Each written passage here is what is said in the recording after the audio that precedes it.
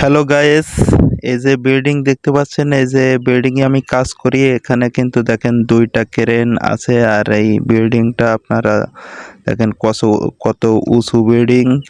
Building এ কোনো কিন্তু slab নেই, শুধু পিলার আর ভীম। এই এখনো দুইতলা উপরে উঠবে। আর এই পাশে দেখতে পাচ্ছেন সব পাম বাগান। আর আপনাদের কে আমি পুরো এরিয়াটা ঘুরে আমি ক্যামেরায় ঘুরে দেখাচ্ছি। প্রজেক্টের এরিয়াটা কত বড় আপনারা দেখেন। কত এরিয়া আপনাদের এই প্রজেক্টের এরিয়া কিন্তু অনেক বড়। সব কিন্তু কাজ হবে সর্বনিম্ন 10-15 বছর এই প্রজেক্টে কাজ চলবে। আপনারা দেখতে পাচ্ছেন, আমি আপনাদের ক্যামেরায় কিন্তু দেখানোর চেষ্টা করতেছি যে প্রজেক্টের এরিয়াটা কত বড়। এই যে ফুল এরিয়া। আর এই সাইডে আজকে আমি ভিডিও করছিলাম। ভিডিও করে সেই ভিডিওর ভয়েস দেওয়ার উদ্দেশ্যই বর্তমান আমি এই ফাঁকা জায়গাটায় আইছি। আর এখানে এই ফাঁকা জায়গাটায় কোন জায়গাটায় যাই আমি বসে ভয়েসটা দেব, সেই জায়গা আপনারা দেখেন। এই ভিডিওতে আমি দেখাবো, দেখেন আমি কোন জায়গাটায় যাচ্ছি আর যে সেই ভিডিওটার ভয়েস দেব। আমি সেই জায়গা সিলেক্ট করতে যাচ্ছি, তাই আপনারা দেখতে থাকেন যে কোন জায়গাটায় যাই আমি ভয়েসটা করি, ভয়েস ভিডিও বানাই।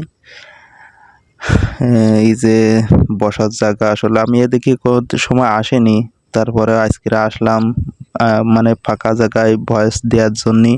কারণ ভয়েস আমি যেহেতু রুমের ভিতরেই দিই টুকিটাকে, তা আজকে চিন্তা ভাবনা নিলাম ফাঁকা জায়গায় যেয়ে ভয়েস ভিডিও বানাবো, দেই কেমন আসে ভয়েসটা।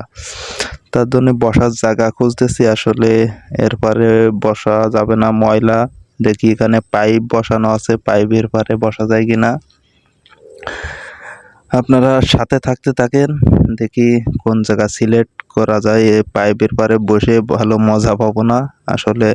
এই যে সামনে যে জায়গা, এখানে ভালো ভালো বসে মানে নিলিবিলি একটা জায়গা বসে ভয়েস দেওয়া যাবে। এই জায়গাটাই আমার কাছে মনে হলো বেশ, এই জায়গাটাই সিলেক্ট করা ভালো। তার আগে আপনাদের দেখাচ্ছি যে প্রজেক্ট ছাড়া আমি কত দূর আইছি ভয়েস দেওয়ার জন্য।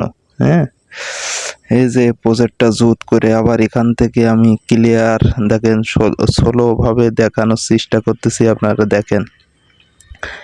এই সাইড আজকেরা সকালে কাজ বন্ধ ছিল, দুপুরে আমি এই সাইডে গেছিলাম জঙ্গলের কিছু ভিডিও বানাইছি। সেই ভিডিওর ভয়েস দেওয়ার জন্য মূলত এখানে আসা। আর এখানে এসে আমার কিন্তু মাউস, যেটা দিয়ে আমি ভয়েস দেব, সেই ভয়েস মাউস আমি বের করতেছি।